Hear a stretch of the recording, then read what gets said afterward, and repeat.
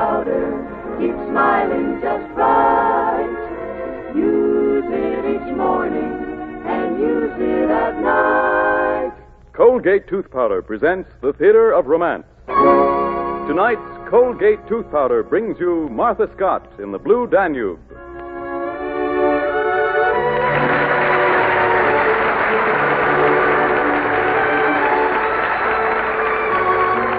Tonight and every Tuesday night, Colgate Tooth Powder brings you The Theater of Romance with your favorite stars and your favorite stories and plays. And here is your host to tell you about tonight's presentation, The Blue Danube, starring Martha Scott. Vienna, 1870. The streets were crowded with the thousands who were there to pay tribute along the route of a funeral procession. One would think it was a king who was carried in such glory and mourned with such sorrow. But it was not a king. It was a little old lady who had loved Vienna and her sons and a man who had broken her heart. Her name, Anna Strein Strauss. So this is what it is. This is the beginning of death. To ride like this through the streets you've loved, to hear the dark, pain-thudding notes of final requiem. No. That's not the music I want to hear. That is not the music.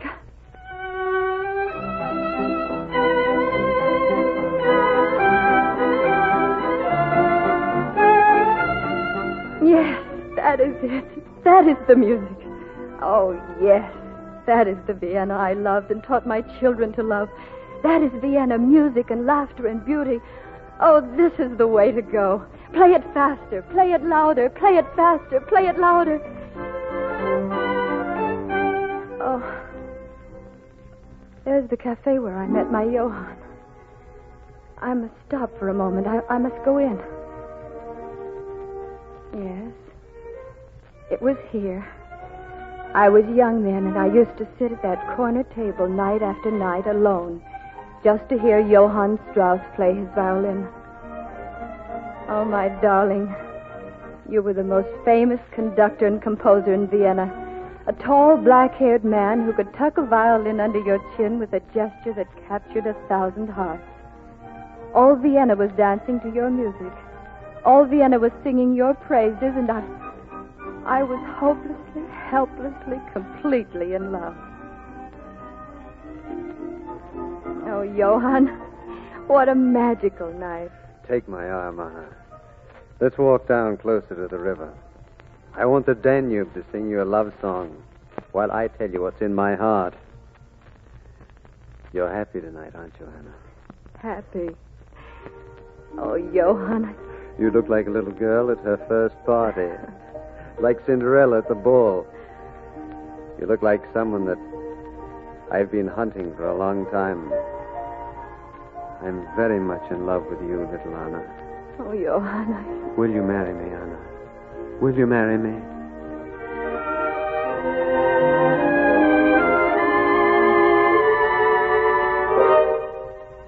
Johann, I don't know what I said that night. I don't know how I answered you. I only know I gave you my hand and my heart and never was happy again.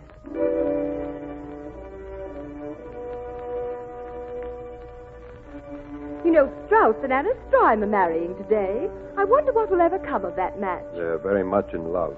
They may be happy. Happy? Why, Strauss has been in and out of love half a dozen times in the past year. You surely do not think he will stay in love this time.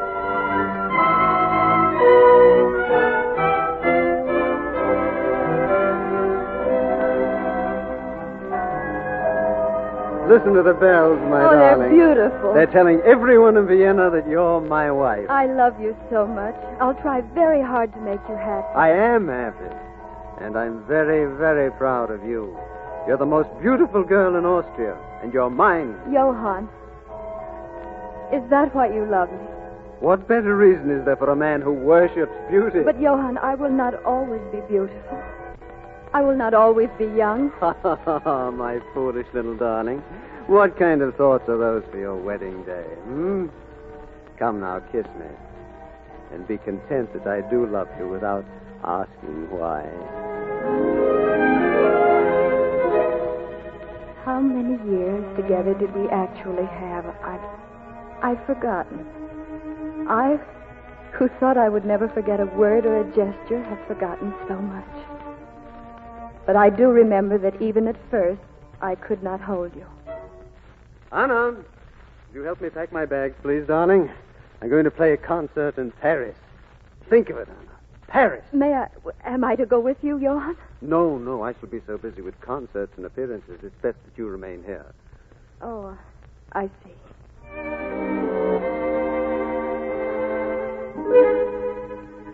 You were off for months at a time, following the lights and the glitter, wanting always applause and more applause. You would come home for a few pulse-pounding weeks, and then you'd be off again, leaving me always more lonely. I came to feel completely alone. You were not with me even the night our first son was born. Here is your son, Anna. What will you call him? I looked at that bundle resting against my breast, a black-eyed bundle with the face of an angel, and suddenly he smiled, and it was your smile, and I gave him your name. His name is Johann, I said. And the name was music to me. And there was music in that room, such as I had never heard in my life. Music that was a shadow cast before.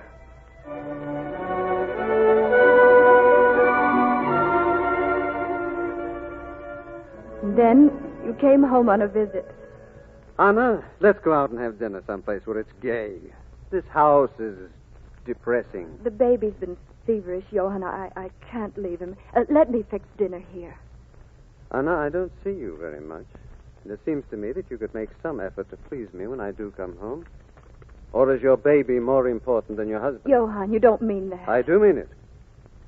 Either you'll come out with me or I will go out alone.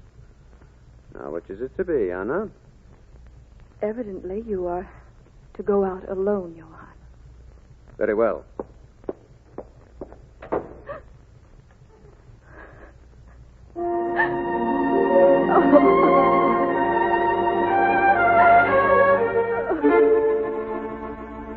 I, who had never learned to cry, learned then. The years that followed were the slow years that stole my youth from me. You went away again and again on concert tours. Joseph and Eduard were born, sturdy little boys with your eyes and your trick of smiling, and young Johann began to write pretty little waltzes. At last, when Johann was 13, you came home ill and close to death. He was learning to play the violin, a slender, sensitive boy with one great ambition.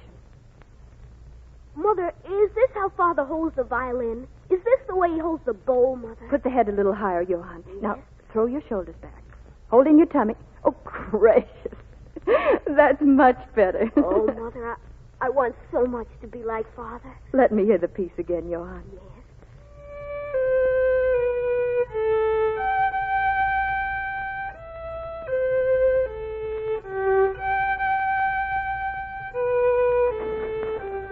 Here, what is all this noise?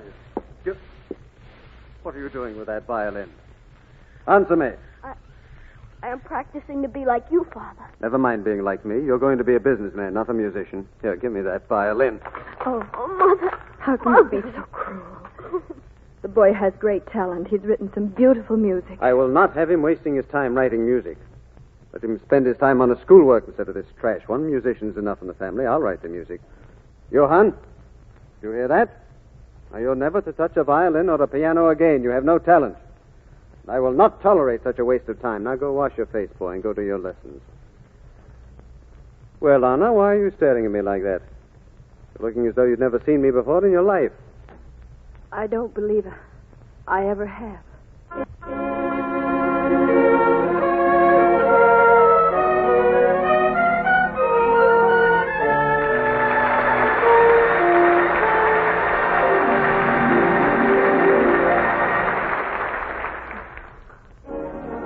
Use Colgate tooth powder.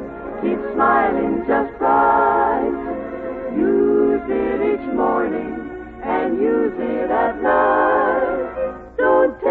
chance with your romance.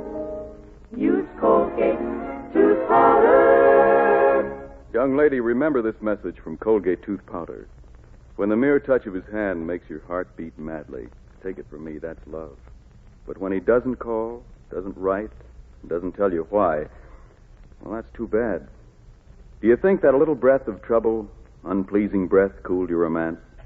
It's happened to thousands without their knowing. If I were you, I wouldn't let that little breath of trouble get a look in. What to do? Brush your teeth night and morning and before every date with Colgate Tooth Powder. Yes, night and morning and before every date. Because scientific tests have definitely proved that in 7 cases out of 10, Colgate Tooth Powder instantly stops unpleasing breath that originates in the mouth. Colgate Tooth Powder cleans your breath as it cleans your teeth.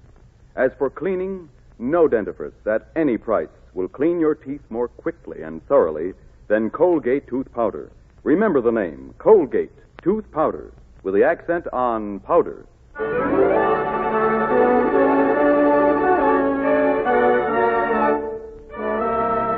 Colgate Tooth Powder brings you the second act of The Blue Danube, starring Martha Scott as Anna Strime Strauss.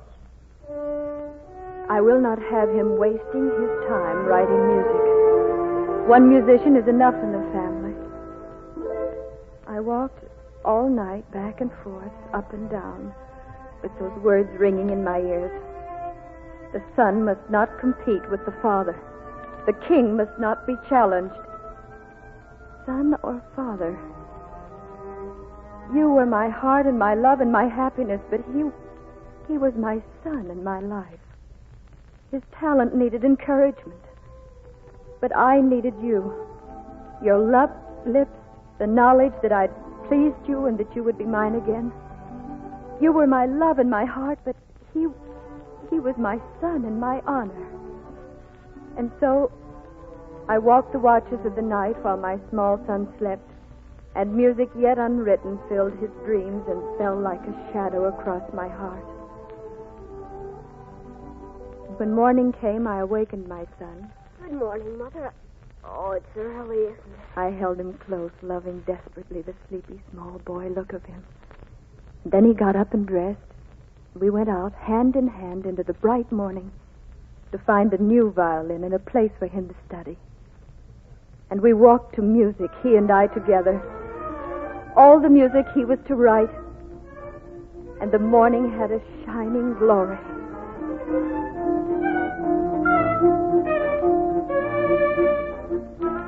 Spring came again to Vienna. Once the spring had been like wine we'd drunk together, but you had forgotten that. I taught my heart not to mind. I kept my hand steady. I did not cry. I choked down the words that burned and bled inside me. And then, one day, you were well again. Anna, I have been thinking things over, and I really don't see much point in you and I trying to stay together anymore. We have nothing in common. We have children, Johann. They are your children. They don't like me any more than you do. From the moment your first child was born, Anna, you started drawing away from me. Each one took a little more and left a little less. Until now, everything's gone between us. That's not true, Johann. I have always loved you. I love you still. Oh, Johann, I pity you so. You pity me? You pity me? Yes, because you've never really grown up. You've never learned that a man can't remain a boy forever, that dances and flirtations in the springtime are for the young. As a man grows older, he lives in his children, and he finds his happiness in his youth and them. One morning, Johann, before you die, you will awake and discover that you have nothing. I would prefer nothing to what I have now. Then you are very right to leave. You and I severed by divorce, that marriage long since over. And you married a young and beautiful milliner and set her up in a handsome house. I lived the days for my children, never thinking that I myself was directing my young Johann's footsteps. Johann the Younger made his debut in October when he was 19. Have you heard? Strauss's son is leading his own orchestra in a concert. They say his father is furious. That's one concert I wouldn't miss for the world. People came by the thousands to hear this son of a famous father. But the father did not come. Here and there in the crowd, I glimpsed the faces of his father's friends. They would be a cold audience. I began to pray. Dear God, please let him be good enough. And then he came out. He raised his bow and he began to play, and thus entered history. His music was winging to the stars and took with it every heart that listened. But I, with a sudden coldness, heard a little boy saying, "Someday I will be like my father." The years that followed were set to music, the most beautiful music in the world, written by my son. I was proud, but I missed him. He, too, belonged to the world, and then one day... Mrs. Strauss, have you heard? Your husband is dead. One of the children told me. He died last night, and his wife fled. No one will go near the body for fear of catching the scarlet fever. Johann dead. Johann dead. Oh, no, that could not be true. That could not be true. I ran through the streets to your house. I went into that splendid mansion that I'd never entered. I went through the empty, shrouded rooms until I found you. And I gathered you to my heart and wept over you. And for that hour, you were mine. And only mine. And though you had refused my love, you did not refuse my grief. They came soon to honor you. There was a great procession, and all Vienna mourned you. I went home to an empty house, tired, bereft now of dreams, bereft of all but my memories. And the house was full of music, but it mocked me. My husband had followed it, and my sons, Johann and Josef and Eduard, and I was still the outsider looking on. And suddenly I hated music. I sat there with music swirling around me, drowning me, closing me in, hammering at me. Music that laughed and lilted and caressed.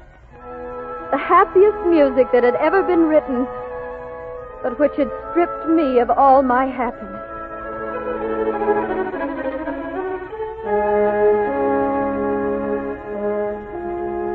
I've forgotten now how many years later it was that Johann gave a great concert. I went feeling ill at ease and out of place. When they came to the final number of the program, Johann stepped forward. Many people have told my brothers and me how much we are like our father. We accept that as a compliment and thank you.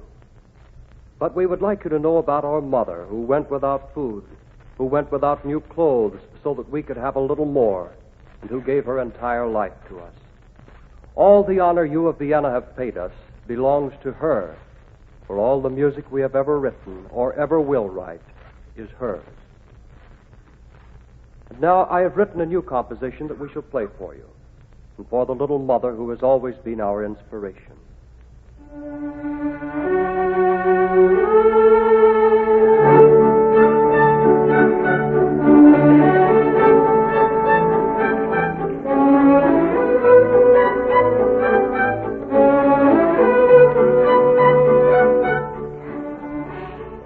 Some moments are too beautiful to be born. I sat there listening to my lifetime. And at last I was happy as I had never been, for suddenly I saw that I was not on the outside. I was a part of them and a part of their music. And I saw a meaning and a purpose. My grief and bitterness had given birth to music and immortality. And I see at last that life has been very good to me. Very good indeed. For the music of my sons will sing of the laughter and the love and the gaiety of Vienna through whatever times may come, through whatever shadows, for it is a gift from God. And that which has been the cause of all my unhappiness is finally my greatest happiness.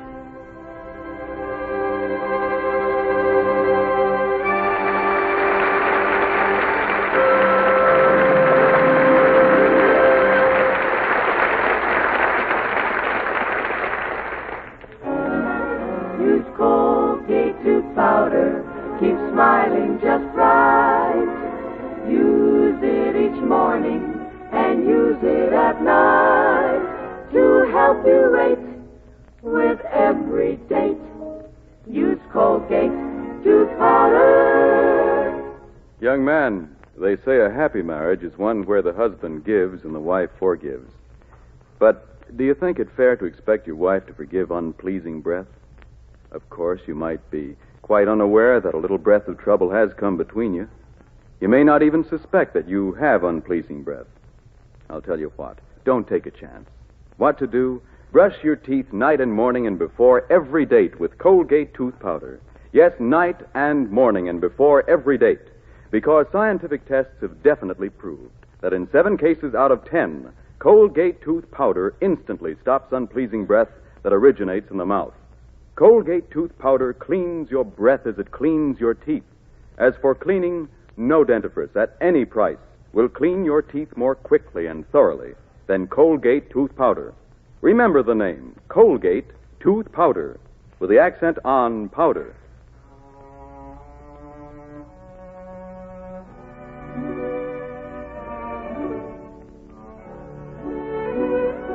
In tonight's play, Martha Scott starred as Anna Strime Strauss, with Carl Swenson as Johann Strauss. The Blue Danube was written especially for this program by Gene Holloway. The music was arranged and conducted by Charles Paul, and the entire production was directed by Mark Slowe. Next week, one of the most moving love stories of modern times comes to you on the Theater of Romance, when we will present a special dramatic version of Alice Duer Miller's great narrative poem, The White Cliffs. Join us again next Tuesday, won't you? Halo, everybody, halo. Halo is the shampoo that glorifies your hair, so halo, everybody, halo. Yes, use Halo shampoo if you want naturally bright and beautiful hair, for Halo contains no soap, therefore leaves no dulling film. The first time you use Halo, see how your hair sparkles and gleams with natural brilliance, how the deep natural color looks brighter, glossier. Even in hardest water, Halo makes oceans of rich, fragrant lather. Halo quickly carries away loose dandruff and dirt, needs no lemon or vinegar rinse. Say hello to Halo and goodbye to dulling soap film. Get Halo shampoo at any cosmetic counter. So halo, everybody, halo. Halo shampoo, halo. Until next Tuesday night, when Colgate Tooth Powder's Theater of Romance brings you Alice Duer Miller's immortal love story, The White Cliffs, this is your host saying good night and wishing you love, happiness, and romance. Ladies and gentlemen, war is the costliest undertaking in human history. And to wind up this costliest of all wars, our government needs a colossal sum of money. But this year, there will be only 2 war loans instead of 3. However, because of the terrific goal which has been set, we will have to lend Uncle Sam as much in these 2 loans as we lent last year in 3. So we must all buy a bigger share of extra bonds than we ever bought before. 27 million American men and women enrolled in the payroll savings plan are now boosting their bond purchases for April, May, and June. When the 7th War Loan Drive opens officially, these smart buyers will have a head start. Part of their extra bonds will already be paid for. How about you, Mr. and Mrs. America? How about you starting to buy those extra bonds now? Remember, your war bonds are the safest, soundest investment on earth.